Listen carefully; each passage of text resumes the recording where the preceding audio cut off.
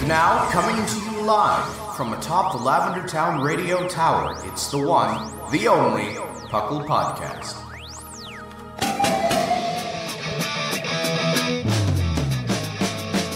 It's Puckle! Puckle! It's Puckle! Puckle! Pokemon Underground Champions League, oh yeah! Puckle! Puckle.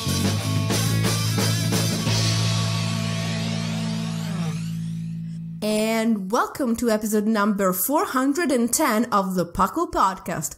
P.U.C.L stands for the Pokemon Underground Champions League, a name that our brother, friend, mother, father, Thatch came up with way back in 2007. That's his new title. Oh my goodness, that's a mouthful. I am your temporary host, the Fluffiest Whimsicott, and I'm here today with a strong sense of deja vu because, once again, my fellow co-hosts are the co-host with the most sass, Sublime Manic. Hello. And the co-host with the most facts, R Sigma. Howdy. And we are welcoming you back to the show if you're old. We are welcoming you to the show if you're new. In case you're new, you should know that we talk about everything Pokemon here. From the game, to the anime, to the manga, to some spin-off games that some people dislike so much that the makers have to issue official apology letters about them.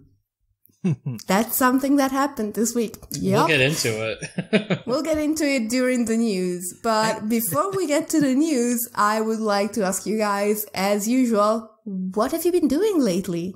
Just a little bit of TCG on my end. I ended up realizing I have a lot of unused codes for Lost Thunder. But that's kind of a bit older, so I'm not trying to trade 2-for-1s for the newest pack. So I'm trying to see what I can get for them for packs. Yeah. Is Hidden Fate still all the rage? No. It still has shiny Charizard in it, which is still $400 or so. So yes, Charizard's all the rage. Gosh, the Charizard cards. What about you, Sigma? Well, I tried playing TCG, but they only want me to play against Mewtwo Mewdex, which just aren't fun. So I'm giving that a break for a little bit. Literally play 10 matches and 9 of them are Mewtwo Mewdex. And they play the same every game. So yeah, that's awful. We'll see if I can get a win this week in the Kanto vs. the World tournament. Ooh, right. Are you Kanto or are you the World? I'm the World. I got my little Porygon too. I was trying to hype up.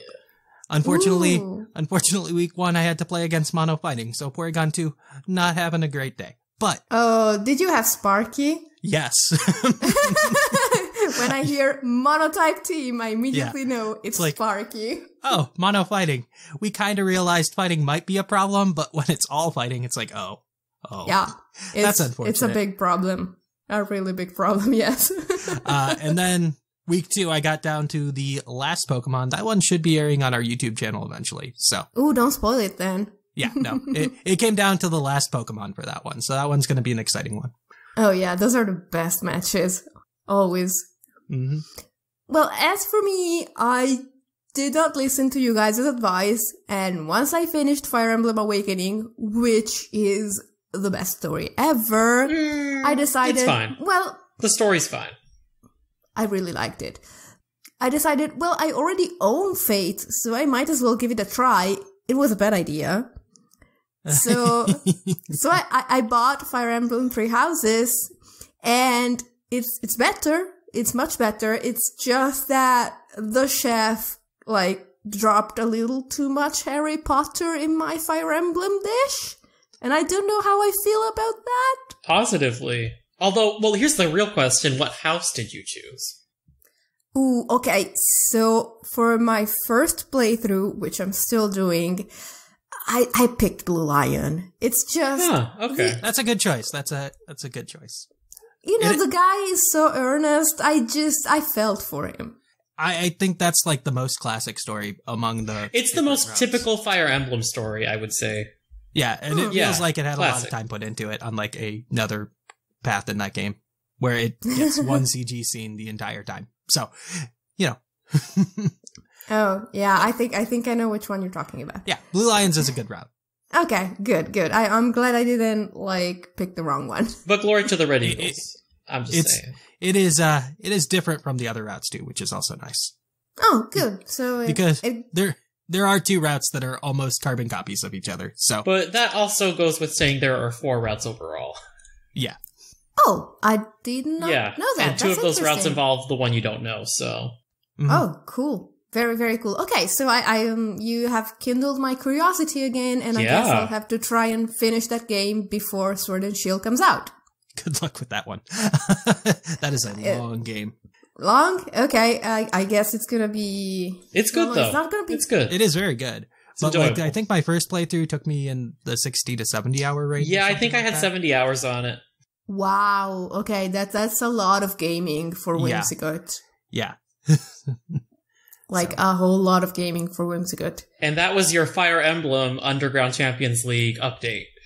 Yeah, we will not pronounce the acronym because we're polite people. I think we should move on over to the news before Bo yells at us. And he's actually coming over here in a couple Oh, weeks. I know. So you have to say hi to him for me. You'll see him before I will. That makes me sad. I miss Bo. I mean, if we keep talking about Fire Emblem, he's gonna slap me, so I'm not gonna be particularly happy about seeing him. So, yeah. Let's just move on over to the news and the epic music and all of that.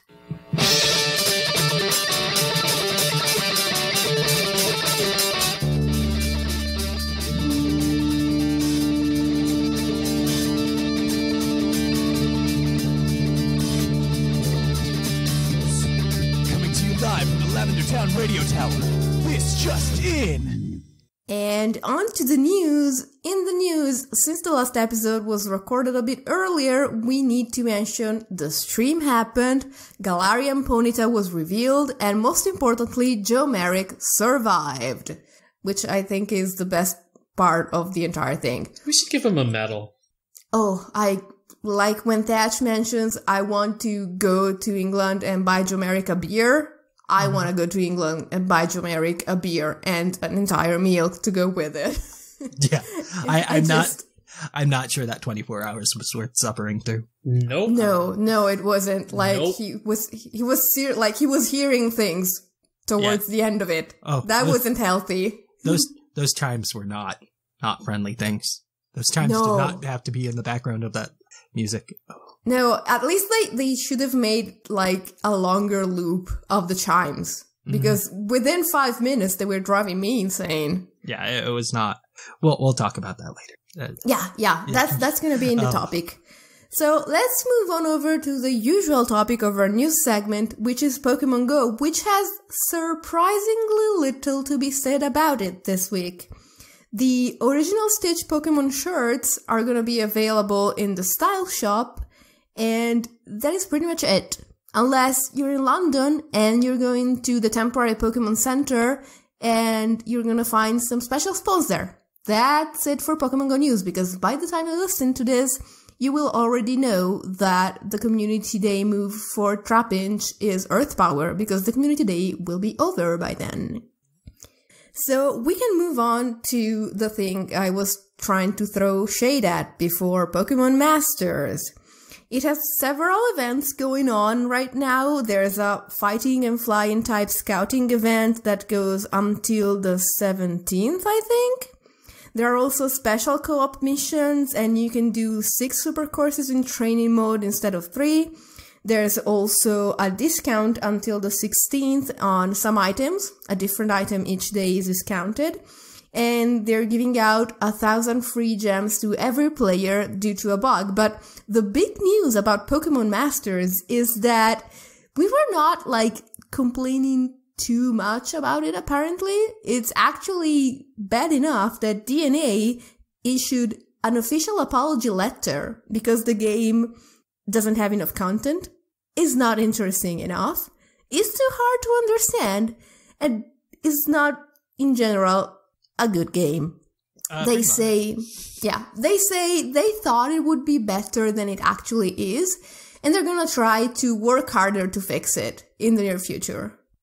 I have no idea, they mentioned something like... I don't know how they thought it was good. That's the thing. I don't know how they thought it was good.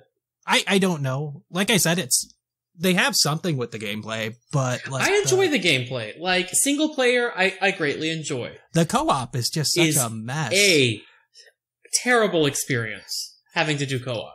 Terrible experience. Like the event co-op is fine because the levels are low enough to where most people you don't have to worry about passing. You'll be able to pass no problem even on the harder difficulty. But the second you try to do anything else co-op, you're just not winning.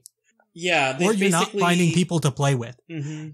Competent people to play with. Yeah, as soon as anyone makes a mistake, it's over. You're relying on you're relying on strangers, which is never ideal for trying to accomplish something. There's just so much wrong with the way they set up their end game content for the time being that it is you hit a wall very fast. Yeah, and then there's the issue with their rewards. Let's talk about the issue with their rewards. Okay, so I know Sigma and I both play Fire Emblem Heroes, where they're pretty good with their rewards. Very generous with the orbs and other things. I feel like in this, the equivalent of working really, really hard is extremely underwhelming. You don't work hard. Usually you just put it on auto battle so it can collect its own items, which are super slow to collect, but because there's no stamina system, the game can assume that you have infinite resources, which is terrible game design. But no, I don't have time to keep clicking it after a battle ends to auto battle it again either. Yeah, there's no redo button at the end of the screen, which should probably exist. I don't know how they thought this was a good game. And it's not the gameplay, because I do enjoy it. Yeah, the gameplay is fine. Like, I love the triple battle gameplay. There's nice... Everything has it's fun to combine teams. Yeah, it's fine to come up with strategies with different Pokemon together. That's cute. Everything else is wrong. It's also terribly slow at coming out with content. Yeah, the rate at which they're releasing new syncs is not It's looking like it's going to be 2 a month, which isn't good. No. Last month they got 3. This month they're only doing 2, it seems. So it's like, that's awkward. And also they started that rally event that you talked about. But one of the missions on there is to do 30 co-op missions. But if you run out of if you run out of things to buy with Hilda stuff, all you get are like extra coins. So I've done like 23 of those and I just have no will to keep up the co-op. I can barely be bothered to log in for my daily reward. Mm-hmm. Well, all of the problems you guys mentioned have been specifically mentioned in the apology letters. So, there's hope yet. So anyone that was defending this and saying we were too bad on it or too rude can apologize to us now. Thank you. Yeah, at the start, it's like, wow, there isn't a very good outline for content. And it's like, oh, yeah, the content dried up. Okay, they didn't actually have an outline for content. Good to know. Like, the only reason I think we know that the Alessa event is coming is because data miners found it. So, wow. Yeah. Wow. Like, they haven't announced it. They announce it usually, like, on Saturday. It's like, oh, thanks, guys. I think we should move on over before we dig into that poor game too much. It's digging into itself already. Well, maybe it will be reborn and likable. Hopefully. I wouldn't mind. Like, I was pretty excited about it. Then I tried it for like half a day and I was like, no. Yeah, it gets fun once you actually get characters you can use. And Snivy's top tier and free. So, it's got some things going for it. This is true. Oh, for sure. So, in anime news, 2 new characters have been announced for that new super hyped up season of the anime. Their names are Professor Sakuragi and his daughter Koharu. They live in Vermilion City in the Sakuragi Pokemon lab or something. And apparently Vermilion City is gonna be like the hub, the center of all of Ashes and Go's adventures. It makes sense. It's a port city. Yeah, exactly. It makes... let's not go into the fact that, like, the map closes off the bay, whatever. It's a port city. It's fine. You can get to Johto from there. It works. The SS Anne. Oh, I hope we see the SS Anne again. The only better place is, like, Skyless City, where there's an actual airport. Yeah, but, airports do not make for great storytelling, whereas boats... You can set entire episodes on boats, and they are some of the best episodes of the anime, as Season 1 proved. So, I guess that's interesting. I don't follow the anime much. I'm told I should. But... It depends. That is a big your mileage may vary statement to say you should watch the anime. It gets a few good episodes every few months, and that's about it, so...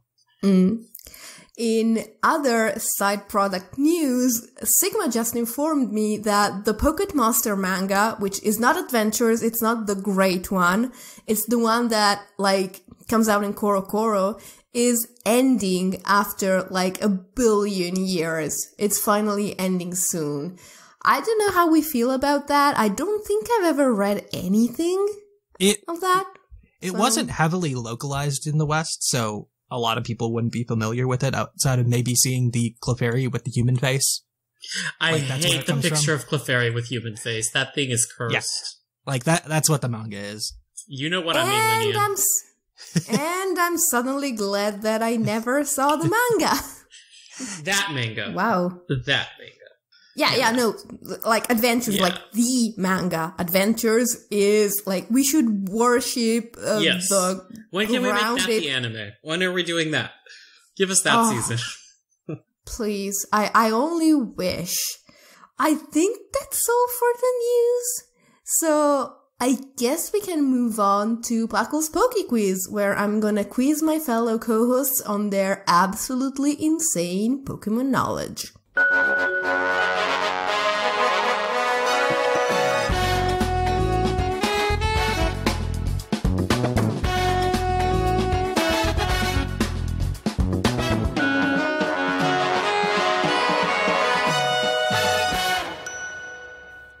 Welcome to Puckle's Poke Quiz, where I'm gonna quiz my fellow co-hosts on their insane Pokemon knowledge. As usual, they will be asked 5 questions. Each of the questions is worth 1 point, except a question that is worth possibly 2 or even 3 points, depending on the situation. They will have a hint that they can use as a lifeline. If they do not use the hint and get at least 1 point on each of the questions, they can cash in the hint for an extra point, meaning they can reach a total of 7 points. As usual, this segment is brought to you by AnimeGravy.com, your one-stop shop for everything that is anime, cool, and artsy. They are great people, we love them, just check out their shops. So much. So great. Mm-hmm. Absolutely. And I always take the best pictures with them. Oh, yeah. It helps that, like, they look really cool in real life, too. Yes. So. Yeah. It's like, all of my favorite pictures of myself are like, oh, with the gravies. I just wish they lived where I was so I could always have good pictures. Oh, goodness. I wish I lived close to them for other reasons, but I guess pictures and are other reasons, well. too. They're just wonderful people. I'm sorry, I'm just messing with you. Okay, guys. Are you ready to rock this trivia challenge? Yes. Yes. All right, that wasn't very enthusiastic, but okay. So, question number 1. Excluding normal, what is the only type to which no Pokemon has ever had either a double resistance or a double weakness? Huh. That's interesting. So neither a double weakness or a double resistance. That's a fascinating question. Exactly. Ever in the history of Pokemon, mind you. Yes. That is... Oh, so now we're getting into Gen 1 mechanics. Yeah, awesome. Actually, the ones you need are free hint. The ones you need are like pre-Gen 6 mechanics. Oh, okay, so Steel. Yeah. Old Steel mechanics. All right. Yeah. When Dark and Ghost were resisted. Yeah. Yes, exactly. Otherwise, this question doesn't make any sense. Okay.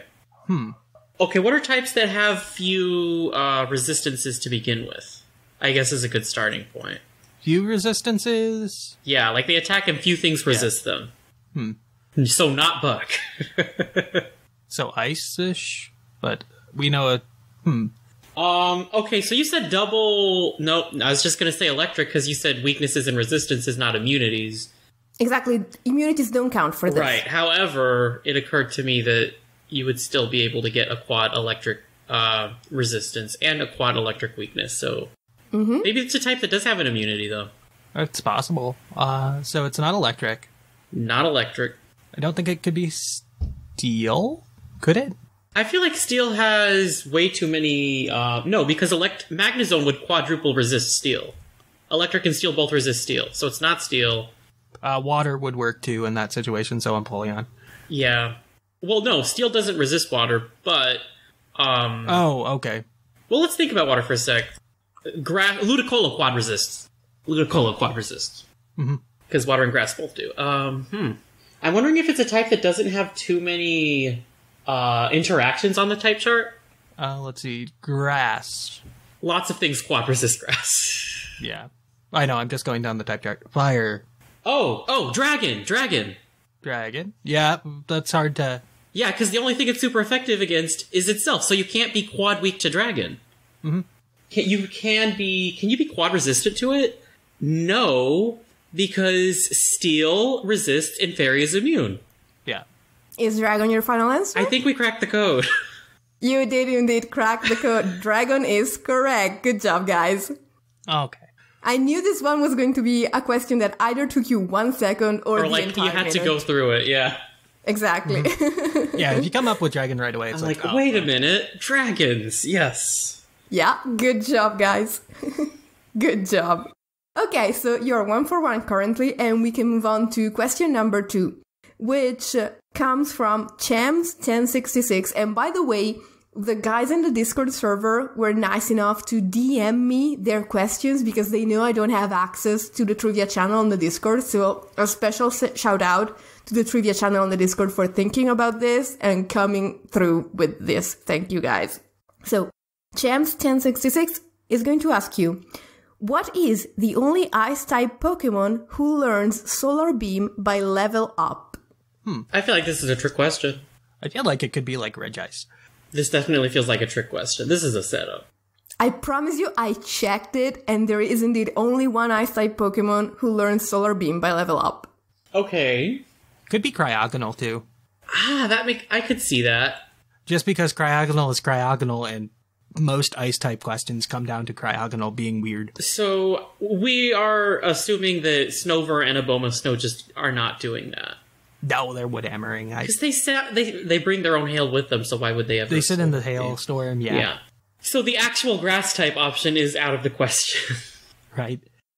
Like I said, Cryogonal makes sense because it's like a reflection of light, and Cryogonal's weird. Yeah, Cryogonal is weird. I don't know if it would be Aurorus, maybe? No, because I don't think it would... Well, I just don't think it would be, but I guess it could be.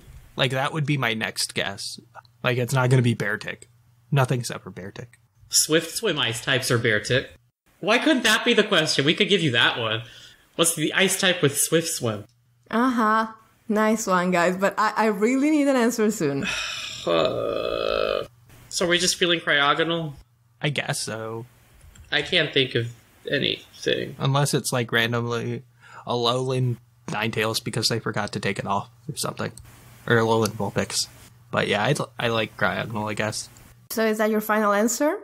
Answer? This is something you either know or you don't, so not really fun to answer. Apparently you do know it because Cryogonal is correct. Well, good job again. Have it. That was great intuition. Yeah. Like, that was a great reasoning. If it's a weird Ice-type question, it's probably Cryogonal. Well, you ain't wrong, my brother. Okay, you are 2 for 2, and we're moving on to question number 3, which comes from Prime Rib 101.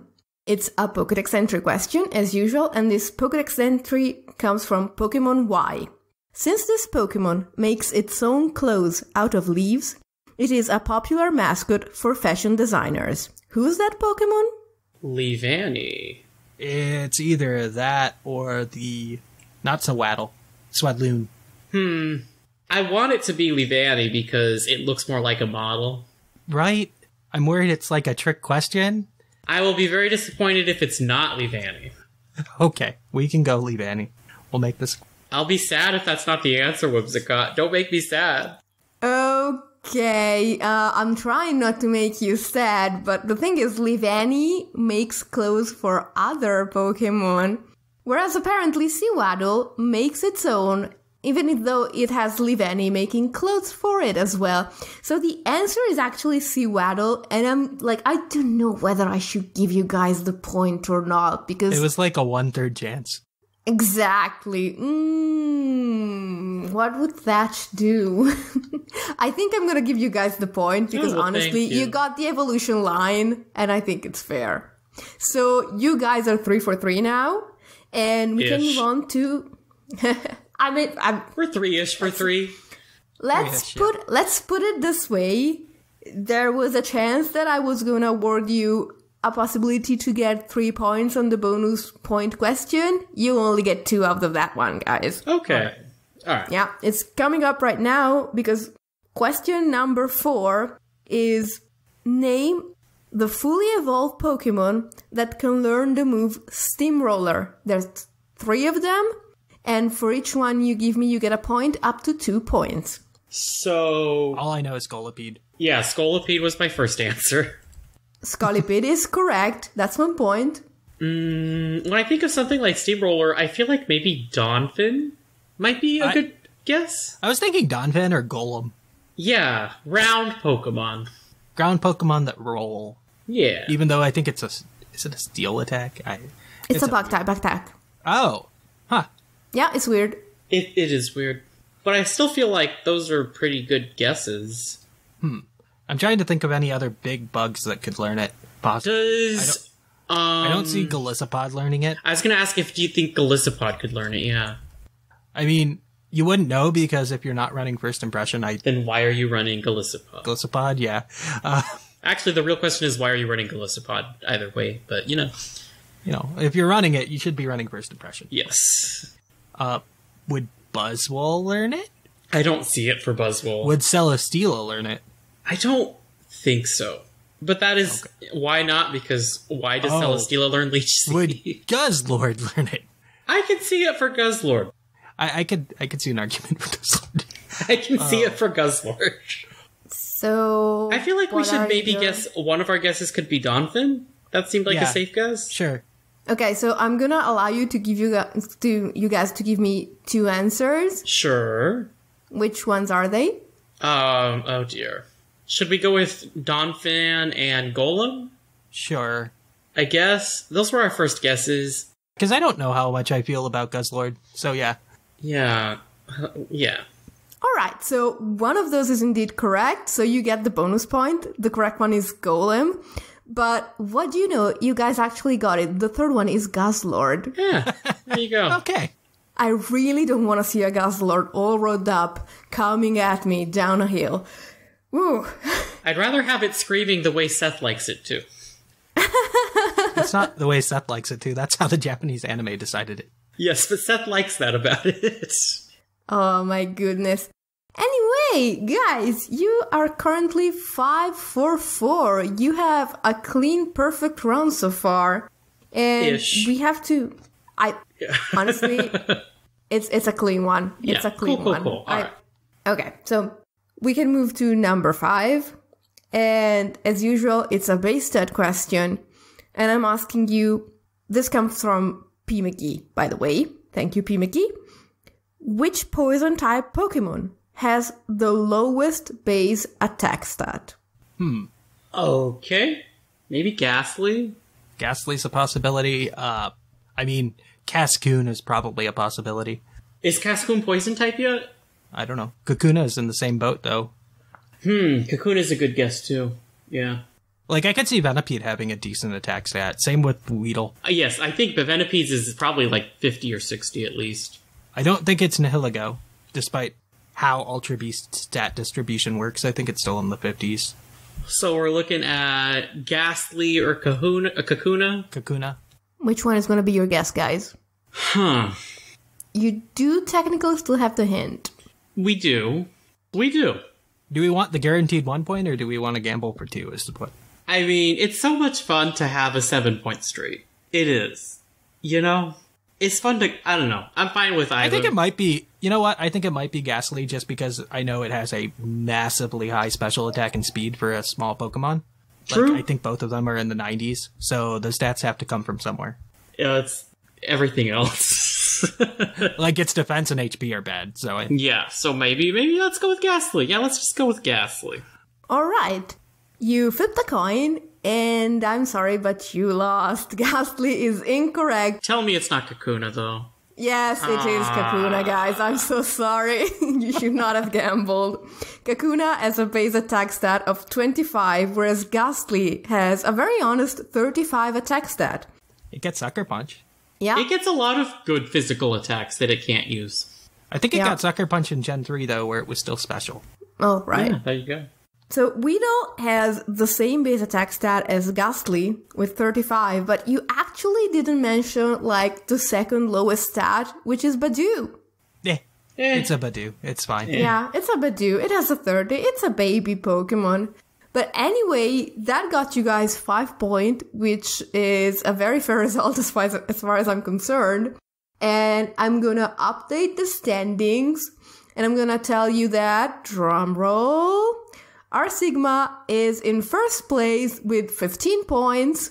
That's fine. I don't think I'm signed up for an episode for like a month, so. Same. Not back till, I think, November. Yeah, so. Yeah. In second place is Sublime, who clawed his way out of that 3-way tie and is now at 14 points. In third place is me and good old Seth with 9 points. In, I guess, fifth place, because there's a tie in third, is Shamu with 8 points. Sixth is Jushiro and Basket with 5 points. 8 is Scrawn with 4. And Linian really needs to get his butt on the show, because he's not on the board yet. I think he's on next week or the week after that, isn't he? He's coming up. I think so. Yeah. Anyway, that is it for this week's edition of Puckle Poke Quiz. I hope you guys enjoyed it. I hope our listeners enjoyed it. But we really need to move on to our topic. Ciao!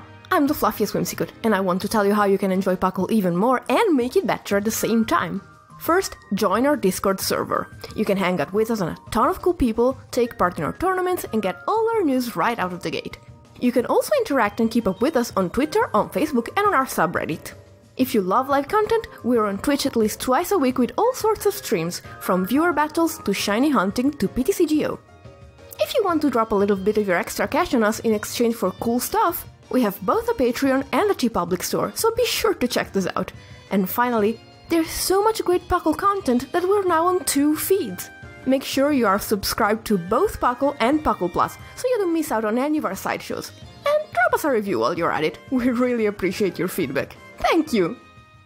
And welcome to our topic. Our topic today is Galarian Ponyta. It's revealed in the Glimwood Tangle stream, and the entire mess surrounding it, honestly, because it was a very controversial reveal for many, many reasons. Yes. So, first of all, they decided to do this reveal in a 24-hour stream, which was a simulation of a forest cam. It was a JPEG. Yeah. It was literally an image with a 5-second loop of chimes going on throughout it, some motes, just not to burn out your screens, I suppose.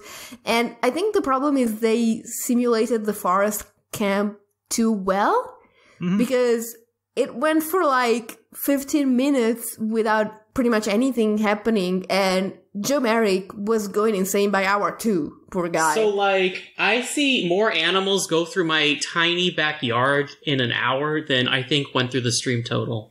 Like, it started strong with Pikachu within the first 5 minutes, I think, and then it just died. There was nothing for 20 minutes, and then it's like, oh, look, Morlul. Yeah.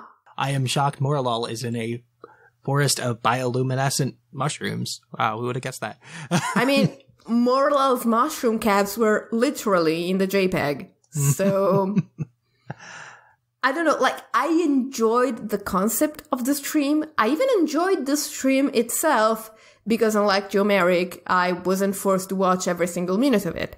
Oh no, you didn't even watch it. You just watched, like, Twitter to show you, hey, look, something popped up, and here's a clip of it, because if you're not watching, it only pops up for 2 seconds anyway, so you had to have undivided attention on it, and that's awful. I mean, I work from home on Fridays, so I just put it up on my TV as I worked, and whenever there was like a movement or a noise, I looked up, and it worked fairly well for me. But honestly... Wasn't half the time it was just a random Pokemon cry without anything showing up, though? Yes. Yeah. Or just, you know, a rustle, like the fern on the left. I wanted to burn down the friggin' fern on the left within like 2 hours. It kept rustling and moving, and then nothing happened. It was very frustrating. I mean, I enjoyed the memes to come out of it, but that was only like the first few hours. This could have been done in like a 4-hour loop. And there was no reason for this to be a 24-hour stream. No. Exactly. At Especially all. since, they made it a 24-hour thing so that pretty much everyone in the world could have a chance to actually check it out. But then you don't have anything of note until the last, 5 They minutes. backloaded it, yeah. So, The first really big one, the first really big reveal was, I think, around 12 or midnight Eastern time, which was, 18 hours after or not 18, 15 hours after it started, was when it, ran across the screen for, the first time. Exactly. And guess what's happening in Europe around midnight Eastern? Everyone is asleep. Yeah. And you didn't even get a clear shot because Impotent came with its single nostril and breathed on the camera to continue to not be revealed. It's fine. Does it have a single nostril? It has a single nostril. Oh God. Why did you have to go and tell me that? Oh, gosh. Sorry, everyone who likes Impidimp. I don't. Well, we should note on that, although we're being all very critical of it, there were people who do defend this stream and thought it was God's gift to the Earth. I think the concept of the stream was God's gift to Earth. Even as it was a disappointing, you know what? It's just like how people defended Pokemon Masters in spite of people being not working out. A lot of the people are just defending it after the fact. It's oh, well, they did something different and it's so cool and I wish I could have this on loop all the time. And I'm oh, okay. Yeah. I don't know, I still enjoyed it, but I didn't. I can perfectly see that, the pacing was all wrong, and it was very hard to keep the interest up. Yeah, because there was frequently 20 to 30 minutes with nothing. Literal nothing happening. This should have been 4 hours total, and they could have packed all of the events into that 4 hours, and then it might have been... And then loop it. Sufferable. And then Yeah. maybe keep the final reveal for the very end of the stream. And Yeah. Yeah, that would have worked very, very well, maybe actually. shuffle around when the events happen in the 4 hours, but still, make it so you're not missing out if you don't watch all of the stream. It's Yeah, it was, poor execution. Yeah. Pretty cool, really cool concept. I Admirable adore the concept. concept. I really love it. I'm sure in brainstorming it was a really cool idea, and then it's... Yeah. Yeah. But I guess we should talk about Galarian Ponyta. So yes, itself. then we get the reveal of Galarian Ponyta, and everyone gets very excited about speculating, oh, what type is it? Probably fairy type. I can't believe it's not fairy type. Exactly. Honestly, I would have put down money on fairy type, and I would have lost. Yeah. And then, the morning of its official reveal, Famitsu article page leaks out, and it was blurry enough where you couldn't tell what it was, but the coloration of what its typing was that of psychic instead of fairy, so misinformation was spreading like wildfire. It's oh, it's fairy type. No, it's confirmed as psychic type. It's Oh, yeah. It's one of those instances in which, I think the modern internet jumps on stuff a little too fast. Yeah, it was a rough, 3 hours between that leaking and the official reveal. And then the official reveal didn't even have the typing for the first 10 minutes either. So that was fun. And then we did get the reveal, and everyone is disappointed. Mm-hmm. Yeah, I understand why it's a psychic type. It's My Little Ponyta, and it's Twilight Sparkle. And Twilight Sparkle is blatantly a psychic type. It is 100% My Little Ponyta, so everyone who's a part of those communities can have their Pokemon mascot now. All those people from a decade ago can come back. Yeah. And I'm sure they're still somewhere. all those people that left after Keldeo was the last one for them. I still own several pieces of merchandise of My Little Pony Friendship is Magic. So it was a thing a decade ago. It was a fad. It happened. But you know what's not magic? This ability. Run away? I don't know. I don't think I want to know the story behind that statement. Anyway, Galarian Ponyta. It's a psychic type, somehow. It has a new ability called Pastel Veil, which is pretty much completely useless, almost. It's super immunity, kind of? Yeah, super immunity. It shares immunity with its allies when they're on the field together, which makes it essentially like immunity in singles. To poison. So it's immunity. but it's irrelevant in double battles generally, so... I mean, I guess if you use a sludge bomb, you could sometimes get the chance for the extra chip damage. So there you go. You got an extremely circumstantial side benefit. But we're comparing it to, like, regular Ponyta's ability to have flash fire. Immune to fire. That would have been better. That would have been so much better. Well, okay, I actually have a question for you guys pertaining to its evolution. Since Surfetch'd has a different name, do you think that this won't evolve into a Galarian Rapidash, but instead to a different named Pokemon? No. I mean, it could be a possibility, but I think it's like a 20% chance to a 80% chance it's just Rapidash. Like, they made a really strong point at the end of the stream to have the camera knocked over and let you hear Rapidash's cry. And it was very clearly Rapidash's cry. Okay, interesting. Yeah. Galarian Ponyta can also have the ability Run Away. It's exclusive to Shield. Yeah. Which Sigma has something to say about. So for like 3 weeks when we got Surfetch'd, they've been advertising essentially Sword over Shield, which is really weird to have different versions and not give you a reason to buy one of them. Like, it should have been revealed with Surfetch'd, I think. Yeah, like, I understand that they are targeted at rather different sections of the market. Which is good. Yeah. From their perspective, right? You'll be like, oh, we can get more people to buy a game based on targeting different demographics. You know, like, cool. Yeah, but as Sigma said, it's not very clear why they would want to have a 3-week window in their pre-sale figures where Shield suddenly sucks. Mm-hmm. Or you have, like, this hype for Sword that you didn't have for Shield. And then another issue, I think, is that they were, the exclusives were revealed in very different ways.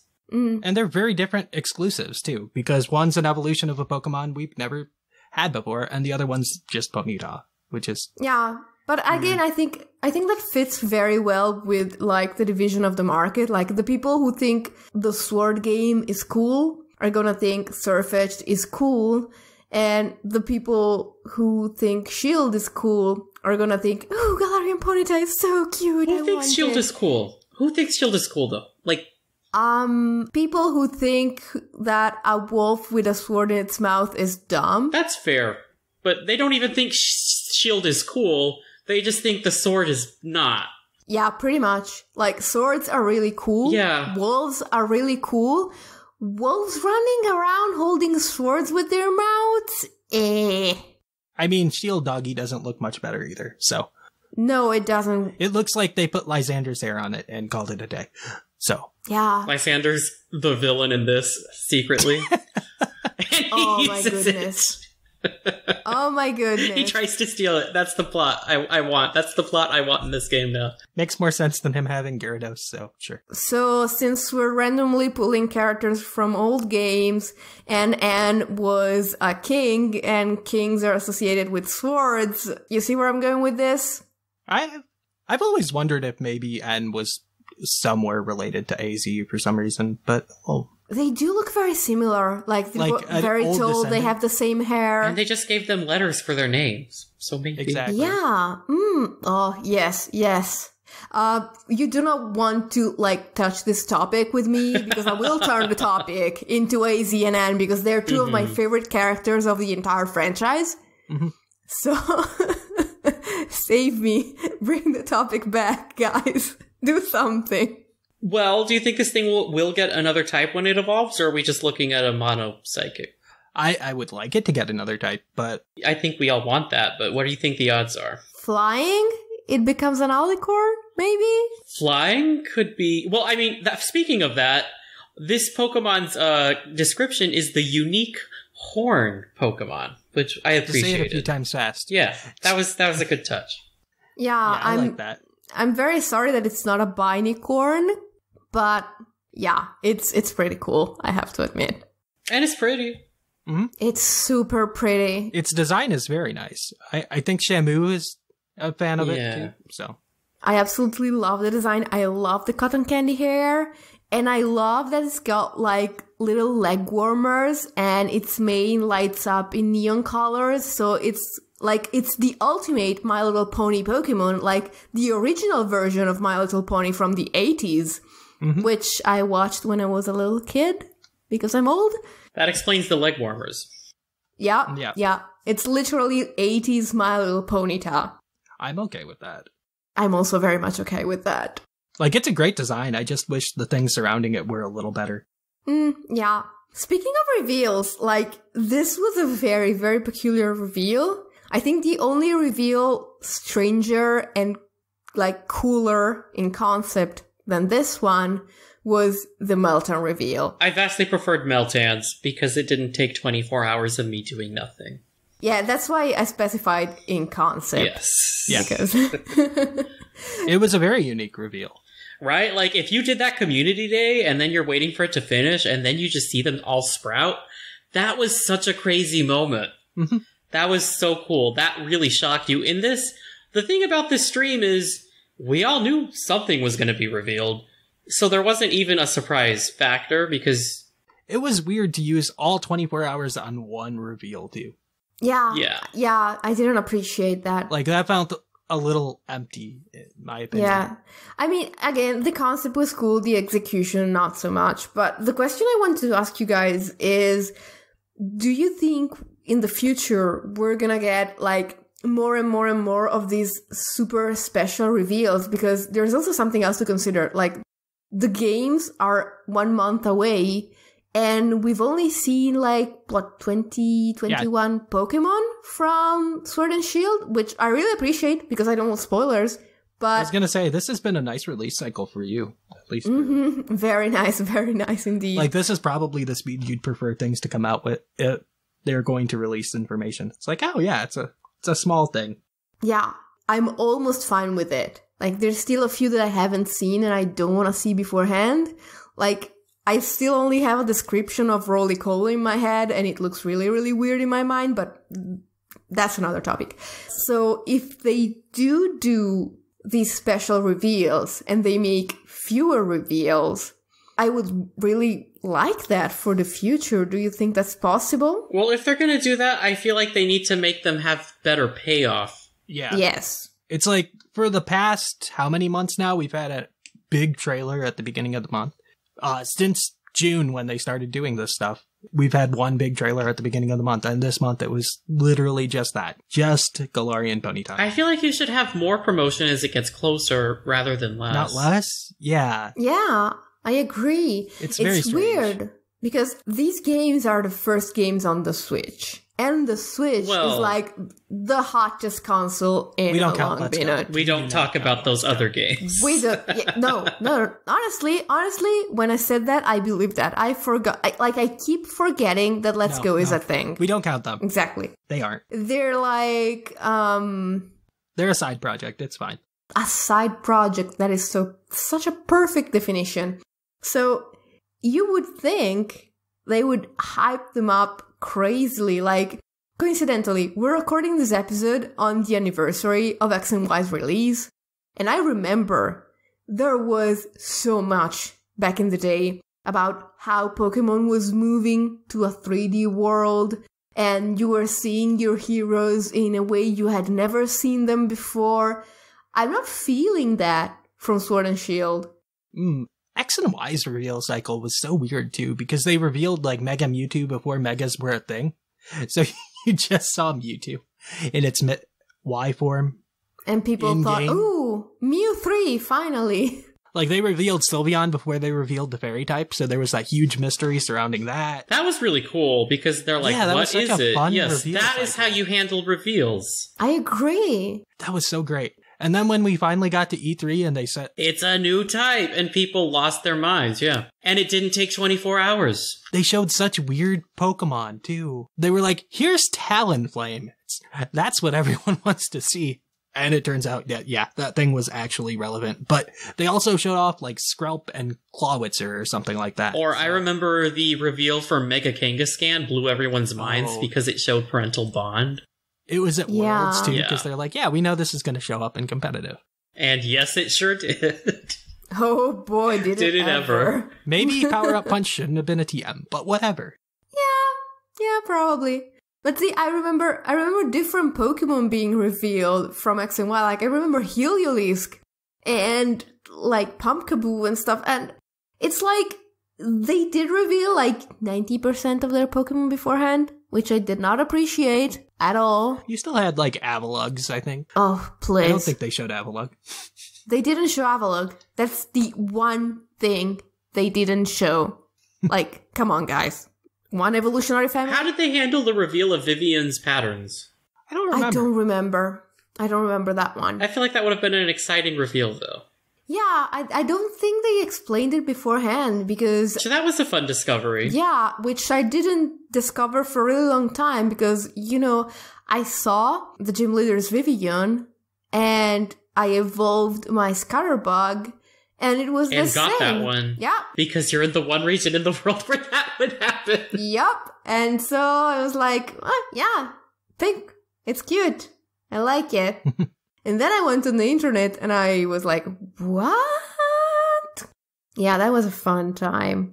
But I don't know, like, I really love that we're not getting too much stuff beforehand. And I love that they're trying for new ways to give us things. I especially like the way they're trying to stop data miners. The demo is not available on your actual Switch, so... I wish they wouldn't. I love the data mine. The data mine is such a fun time. Yes, you know how you don't want anything revealed? I want the data mine. Yeah, because it's usually not story spoilers. It's like, oh, okay. But I don't want Pokemon spoilers. That's my problem. Then don't look at the data mine. Yeah, but the problem is the data mine is plastered everywhere when it happens. Most people link to it. It's a big thing. They can't just plaster the whole data mine. You know the problem with me? The problem with me is that I go on Tumblr. I know I shouldn't go on Tumblr, but people on Tumblr are really weird about the way they handle spoilers.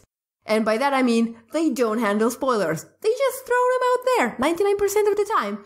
So even if I wanted to avoid the leaks, like if you follow even one blog that is marginally interested in Pokemon, you're gonna get the spoilers. And it's an awkward time for everyone. I don't know. This is my pace, as Sigma said. And these cool reveals they're coming up with are my thing. Well, when they're cool. I still like the stream, again.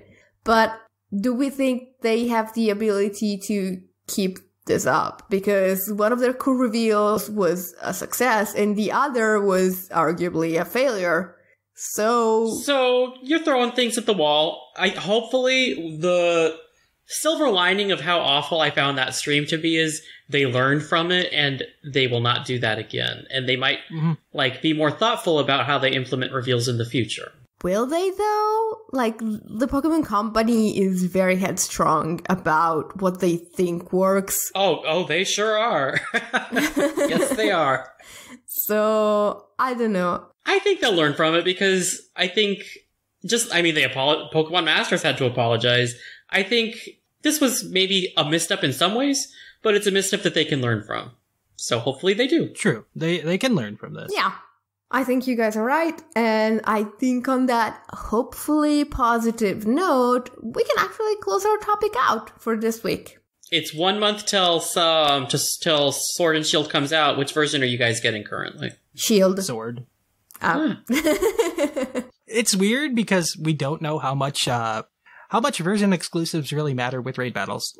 Like, that's where we're at. True. I mean, version exclusives shouldn't matter much, period, because you can always trade. You can always trade. But yeah, I feel like the way raid battles will work is that you need the version to start the raid battle, but anyone can join it. Yeah. So you can still catch it in your game, most likely. I suspect that will be the case. Like, I suspect that's how it'll work. So, like, version exclusives aren't what's going to sell me on the game.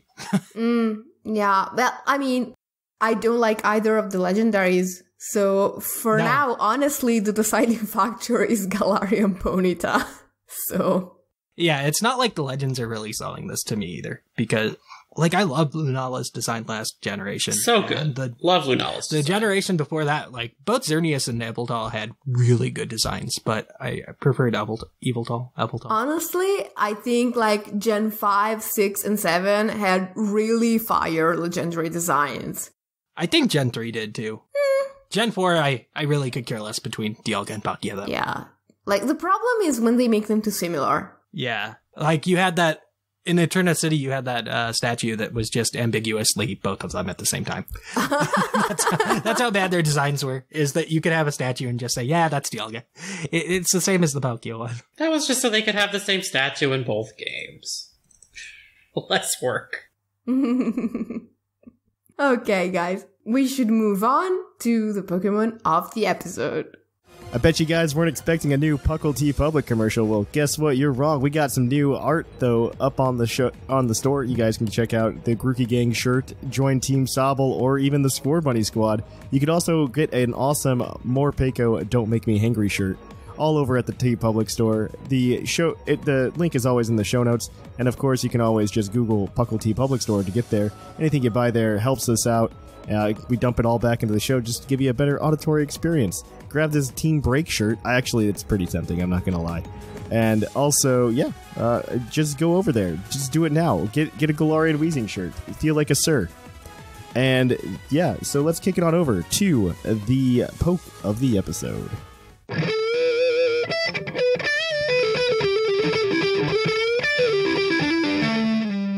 Poke of the episode.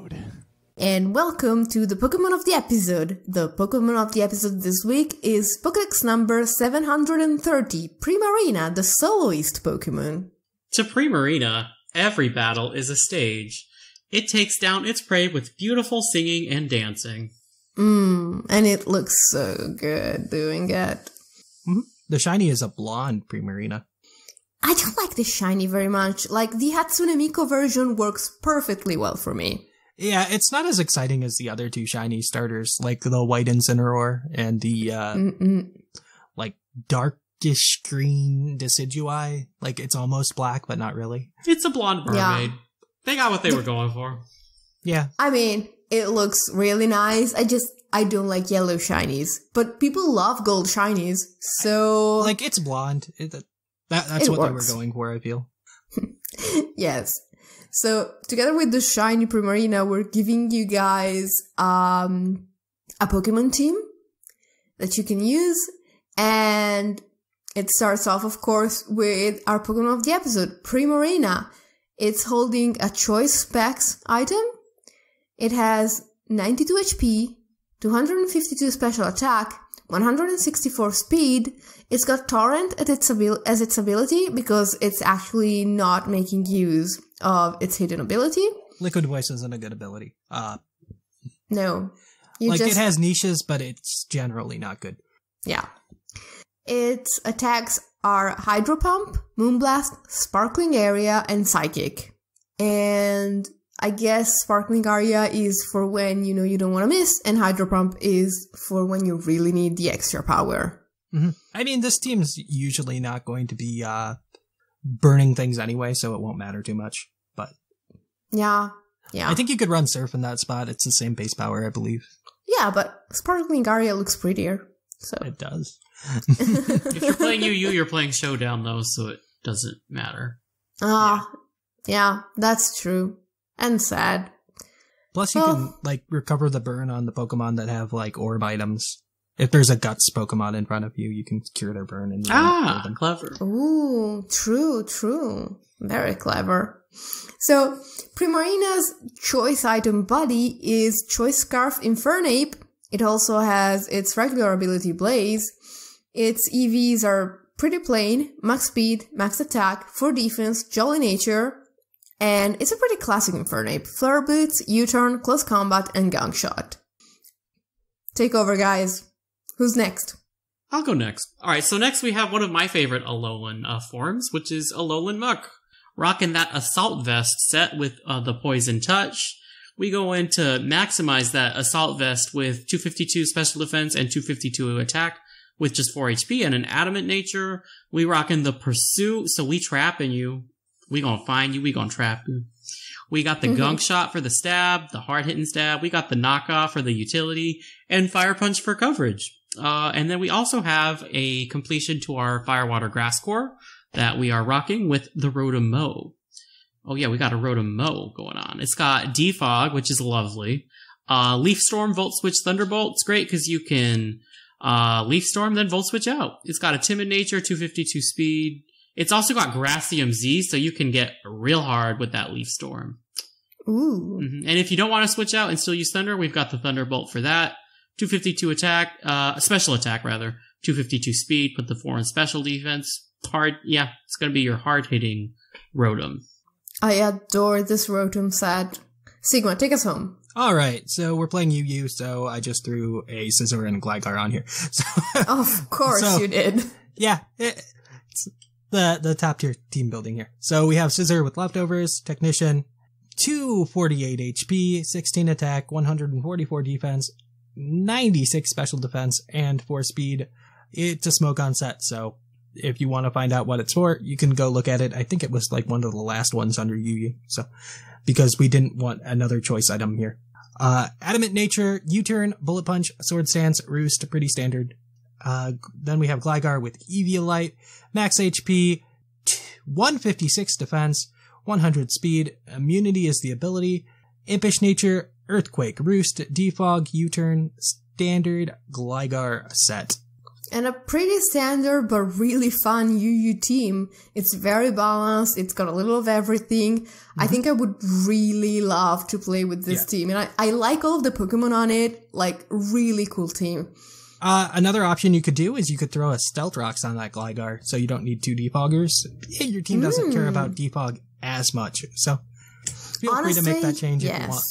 Yeah, that works really, really well. Yeah, it's not like we're too frail to Stealth Rocks. I don't think anything takes weak damage. Nothing's weak to it, so that's always so you good. should be fine. It whittles down Infernape. We have a lot of U-Turn and Volt Switch on this team, which is good. A fun way to play. It's always fun to have. I adore Volturn. Like, it's probably my favorite, like, strategy / sub-strategy. And I have to say, if you haven't tried Choice Specs Primarina, prepare to be amazed. That thing punches through everything. Oh, it's such a massive special attack stat. Very good special attacking option. Yeah. And it's like, it has such a decent bulk too. Like, it's gonna carry you. She's gonna be your friend. She's gonna be your buddy. Like, love the Choice Specs Primarina. If you're a patron, you're gonna get a shiny Primarina. Not this week. Not next week. Whenever Thatch catches up, which should be very, very soon, we promise, as soon as he comes back from Japan, we're gonna put him hard to work for you guys. Yep, once he escapes that typhoon. Which, it's Monday, so he should... I think he's on his way back at this point. No, actually, he's not back until the 15th. When is the typhoon again? I think it's starting over this weekend. Like, as of today, well, this past weekend, I think today he was saying some places were closed because of it coming in, so. Yeah, so there's a slight chance that Thatch might be late, but someone is gonna get your shiny Pokemon to you very soon. Hopefully we get Thatch back, because this is harder than it looks. Okay, guys, I think we can leave our Primarina behind and move on to our final segment, the Mailbag. Catch you guys on the flip-flop. I don't know if I was supposed to say that in this segment. Thatch, come back! It's mail time! It's time for the mailbag! Send in your emails! And welcome to the Mailbag. The Mailbag, as ever, is brought to you by Green Toros, the energy drink that gives you hooves! Hooves! I could really use a Green Tauros right now, but then I would have hooves, and I wouldn't be able to... How you gonna write that email in the morning with hooves? Exactly. Mm-hmm. We probably shouldn't, be dumping on the product we're trying to advertise, even though it's fake.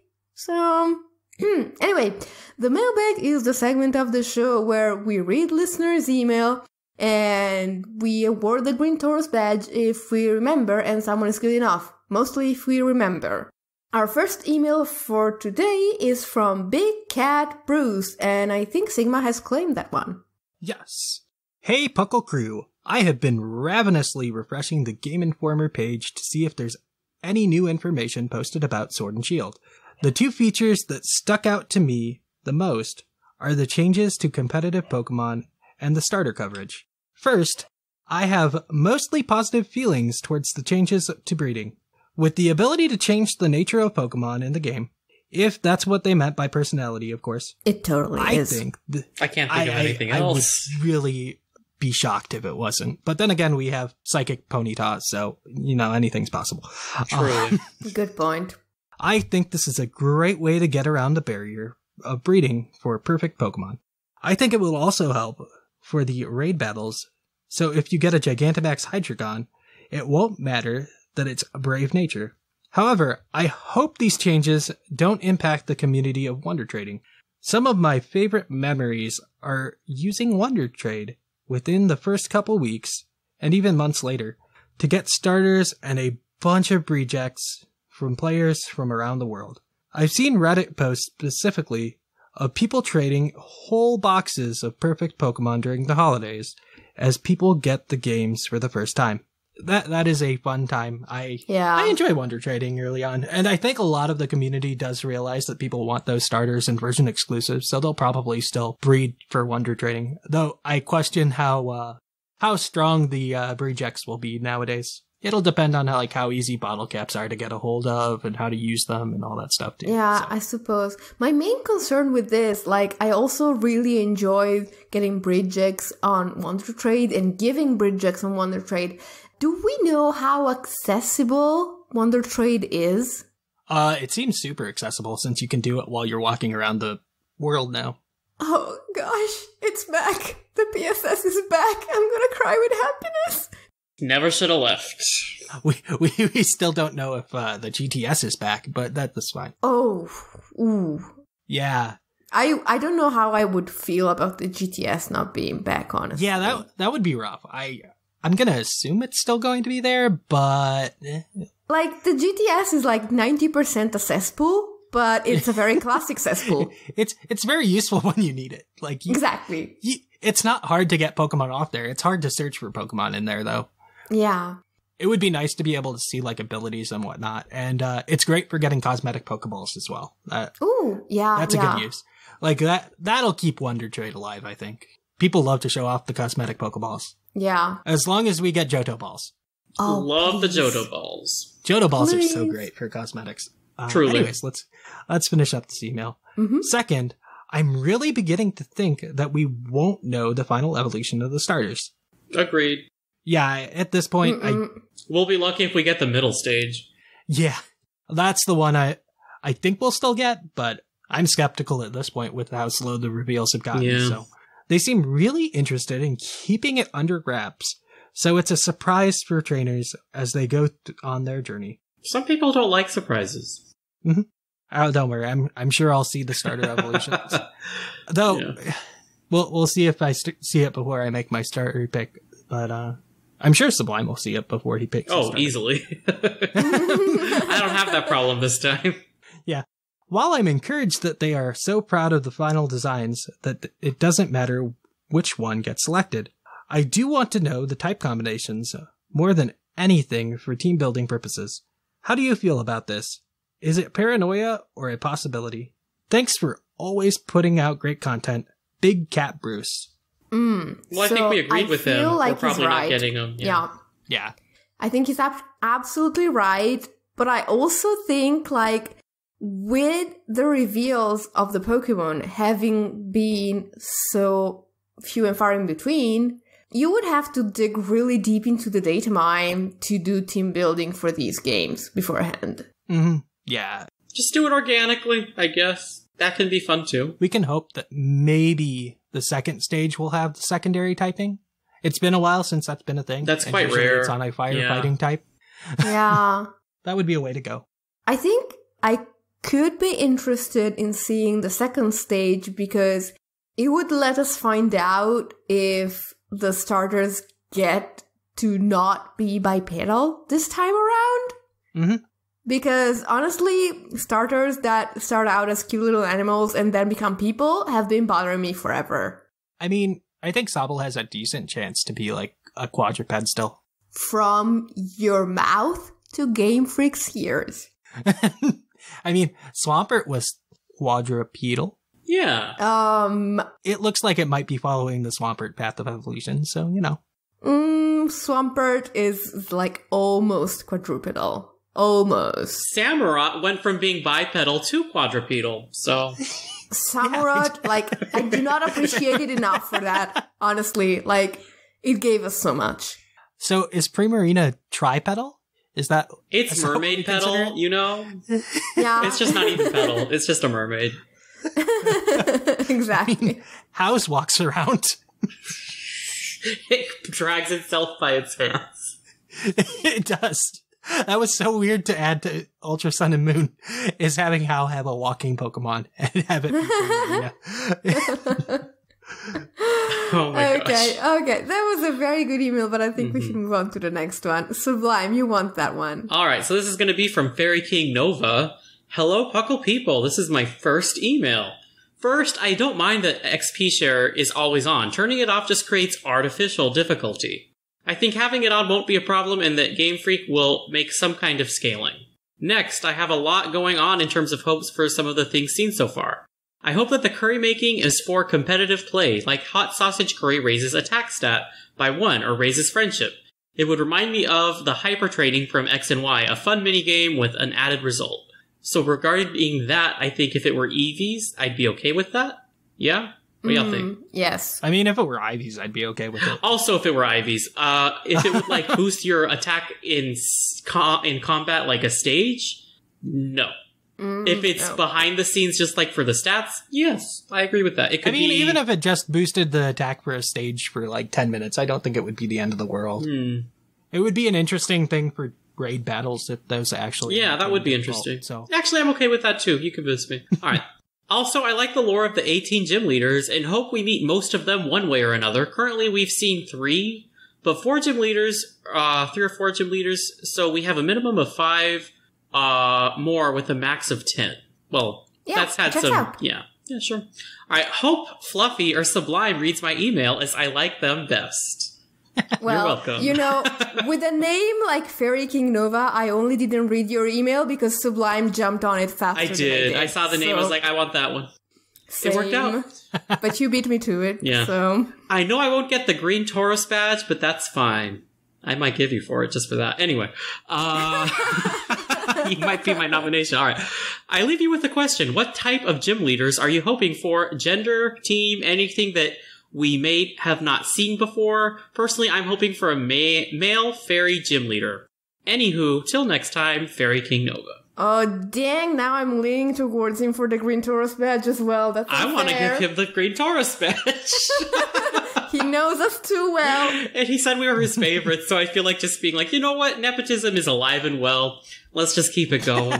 Yeah, like, first he caters to our self-esteem, and then he caters to what we like. To what we want. Yep. We want that male fairy gym leader. Dang, we do want him. We sure do. I always like if there is parity between the genders for the gym leaders, so I want an equal number of male and female. Yes. And I do like if we can get unused combinations, so male fairy gym leader, yes.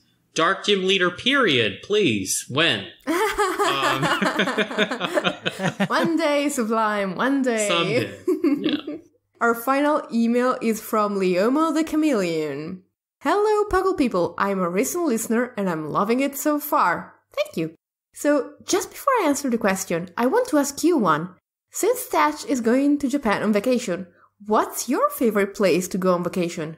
Ooh, that's a tough one because I recently went to London and it was a blast just because of the sheer number of things you can do while you're there. But it's not like the prettiest place I've ever been.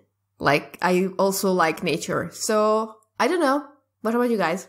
I can't pick one place. Like, every vacation is different, you know? I always like to go to different places when I vacation. Yeah, I don't vacation too much, but I would love to go. I would love to visit Japan someday, though. That would be nice. Oh, same. PuckleCon, Japan edition. Oh, God. No, Sublime. No. Now I'm gonna get distracted from the email just imagining that and crying forever. That'd be so because great, it's not wouldn't gonna it? happen. It'd be so fun, but it won't. Anyway. I mean, if one of us, like, wins a lottery, like, he can fly us all over there. Well, tie-in, I like vacationing in Vegas sometimes, and maybe I'll win the lottery and do that. Never been there.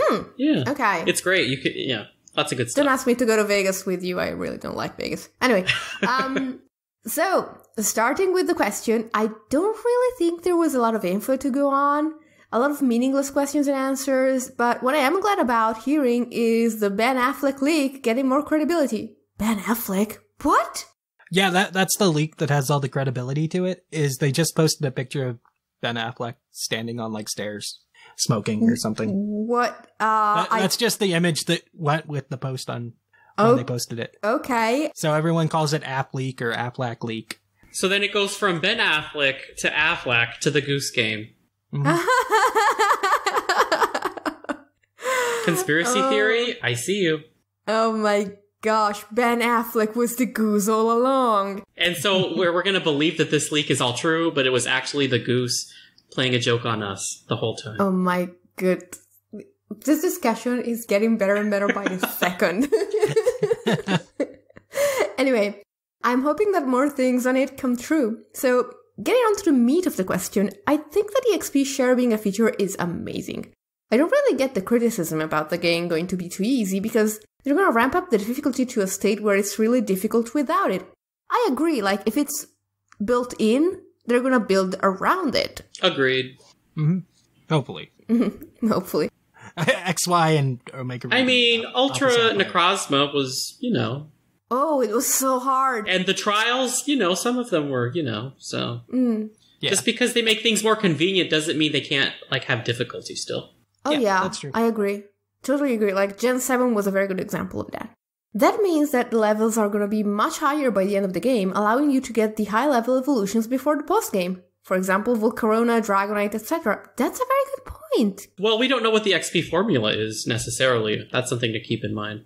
Yeah, because Gen 5's XP formula is kind of... It would not happen if we had that formula, yes. Talk about the downsides to Gen 5. That XP formula is... And then they brought it back. Yeah, it was weird. But the only problem with that is it doesn't leave much room for a post-game. I don't think post-game should be about leveling up your Pokemon, though. It should be about having things to do. Yeah, exactly. Like climb the competitive ladder, climb raids. I'm really hoping raids make the post-game seem lively because you're doing things with other people. I am still looking forward to a reveal of legendary raids being a thing. That's what sounds fun. Gotta get the Tapu Koko without the hidden ability. That's the real trick. True. The other way this could go, and I really hope it doesn't, they make the XP gain slower, basically making all slow XP gaining Pokemon useless. No. I don't want to drag on for too long, so I'll just say that I'm happy with how Sobble is gonna work, but sad that Scorbunny isn't firefighting. What? You're the only person in the world! The leak theorizes that it's gonna be mono fight fire, which is admittedly worse, so... Yeah. No, it's gonna be mono fire and learn fighting type moves, which is even worse. Okay, that's just sad. Yeah. Anyway.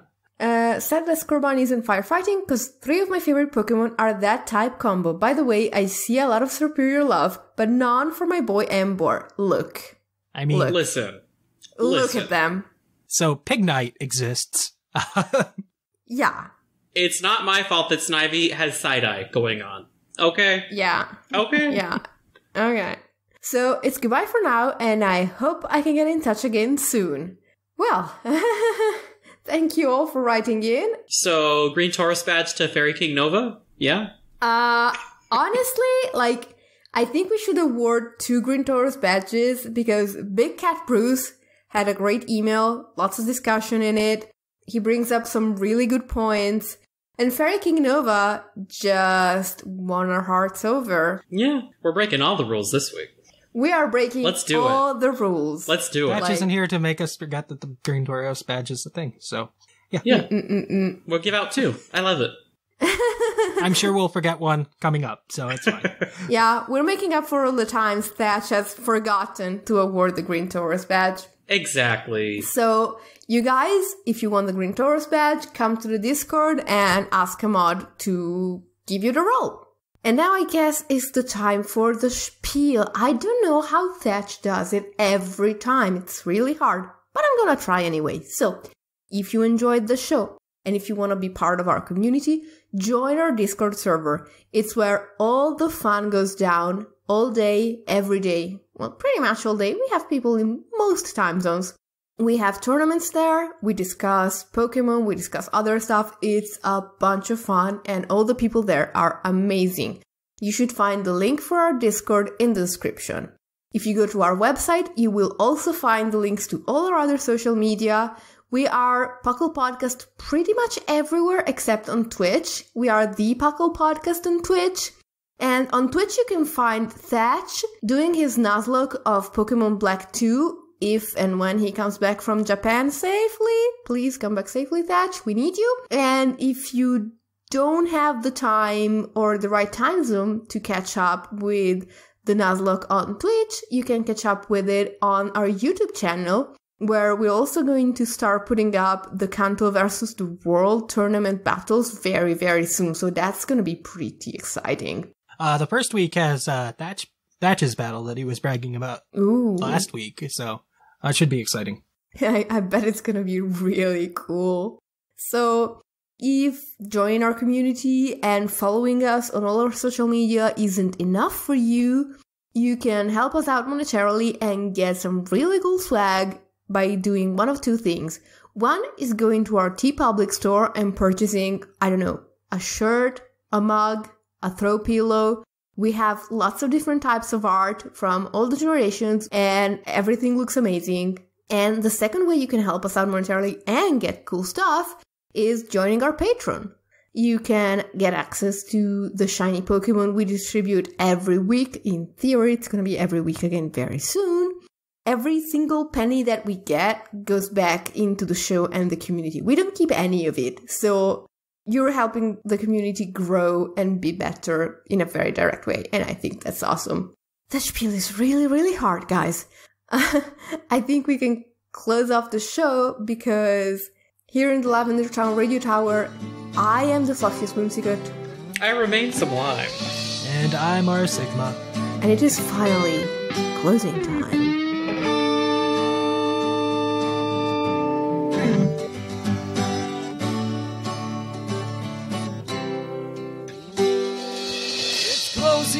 Time in Lavender Town. Time to say our goodbyes. It's closing time. Farewell, my friends. I'll catch you on the flip side.